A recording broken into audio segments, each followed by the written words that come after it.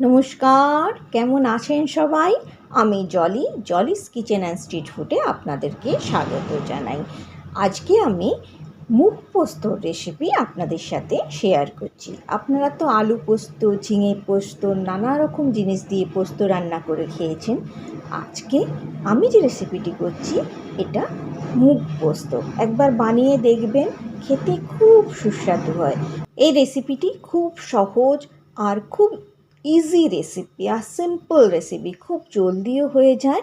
আর যারা রান্না করতে জানেন না তারাও এটা ঘরে বানাতে পারবেন। এই রেসিপির জন্য আমার দরকার মুগ ডাল।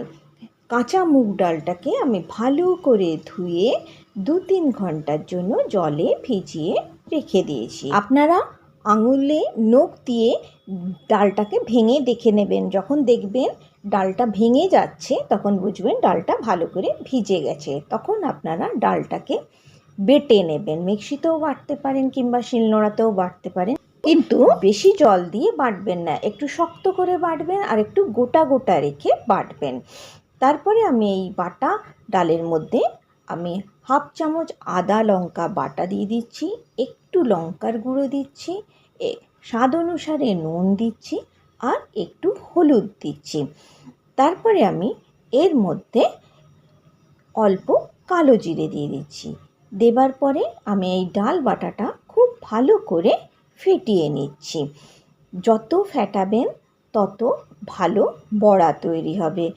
আর ফেটাতে ফেটাতে দেখবেন আপনার ডালের কালারটা ফ্যাকাশে হয়ে আসছে। প্রথমে খুব গাঢ় রং থাকবে, তারপরে আস্তে আস্তে কালারটা হালকা হয়ে যাবে। তখন বুঝবেন আপনার ডালটা ফাটানো হয়ে গেছে। এখানে আমার ডাল ফাটানো হয়ে গেছে। আমি গ্যাসের উপর কড়াই বসিয়ে দিয়েছি, দিয়ে আমি এখানে সর্ষের তেল দিয়ে দিচ্ছি।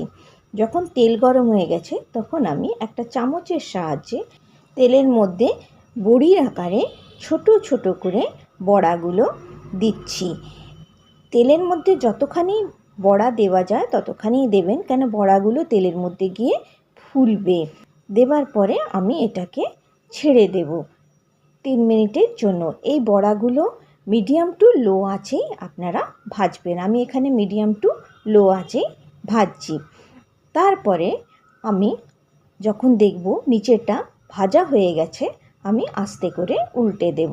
দেখুন আমি যেভাবে ভাজছি আপনারা ঠিক এইভাবে বড়াগুলো ভেজে নেবেন। অনেকেই আছেন যাদের তেল মশলা খাওয়া বারণ থাকে, তারাও এই রেসিপিটা বানিয়ে খেতে পারেন। খালি এই রেসিপিতে আপনারা মুগ ডালের বড়ার জায়গায় আপনারা মুগ ডালের বড়ির ব্যবহার করবেন। আর মুগ ডালের বড়ি যখন ভাজবেন তখন তো আর এত তেল লাগবে না, অল্প তেলের মধ্যেই আপনারা নাড়াচাড়া করে ভেজে নিতে পারবেন। আর মুগ ডালের বড়ি দিয়ে এই রেসিপিটা বানালে সেটাও খেতে খুবই সুস্বাদু হয়। আজকের ভিডিওটি যদি আপনাদের ভালো লেগে থাকে তাহলে নিশ্চয়ই আমার চ্যানেলটিকে সাবস্ক্রাইব করবেন, বন্ধুদের সাথে শেয়ার করবেন আর একটা লাইক নিশ্চয়ই করবেন। আশা করছি আমার ভিডিওটি আপনাদের ভালো লাগবে।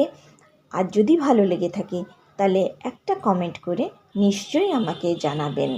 দেখুন আপনাদের সাথে কথা বলতে বলতে আমার বড়াগুলো ভাজা হয়ে গেছে।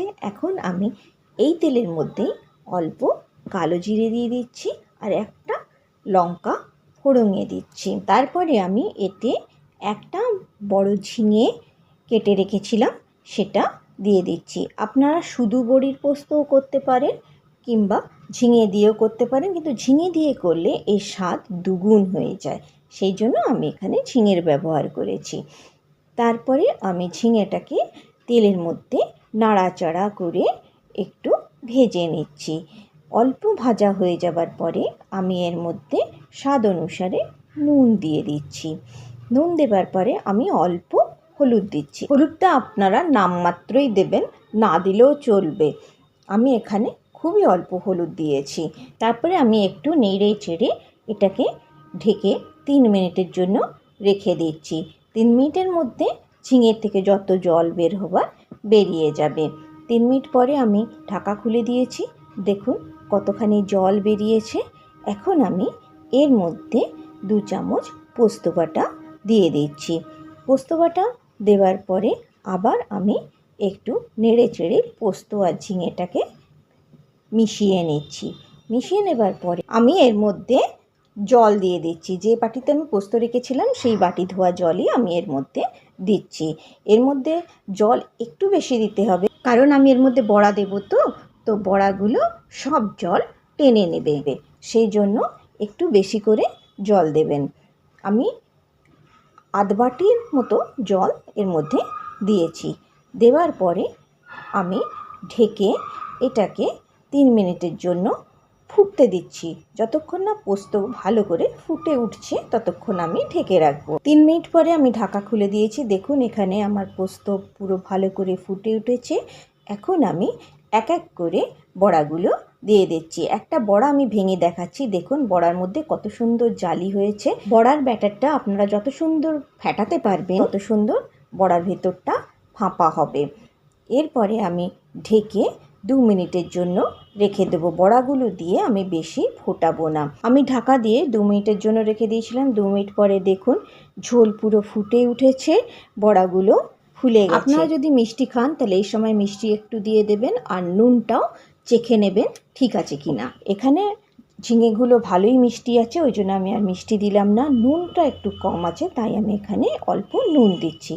আর এখানে 3টে কাঁচা লঙ্কা চিড়ে দিয়ে দিচ্ছি। কাঁচা লঙ্কাগুলো দেখতেই লাল, কিন্তু একটু ঝাল নেই। তারপরে আমি ওপর থেকে কাঁচা তেল দিয়ে দিচ্ছি। দিয়ে দেবার পরে আমি এটাকে ঢেকে 2 মিনিট রেখে গ্যাসটাকে বন্ধ করে দেব। দেখুন আমি গ্যাস বন্ধ করে দিয়েছিলাম, 5 মিনিট হয়ে গেছে। কত সুন্দর জলগুলো টেনে নিয়েছে। এরকমই দেখতে হবে, আর এই রকমই মাখা মাখা তরকারিটা হবে। আর এটা খেতে খুব সুস্বাদু হয়। ছোট থেকে বড় সবাই খুব ভালোবেসে এই তরকারিটা খায়। এই তরকারিটা গরম ভাতের সাথে খেতে খুবই ভাল লাগে। আপনারা নিশ্চয়ই বানাবেন। আপনারা সবাই সুস্থ থাকবেন, ভালো থাকবেন আর সাবধানে থাকবেন।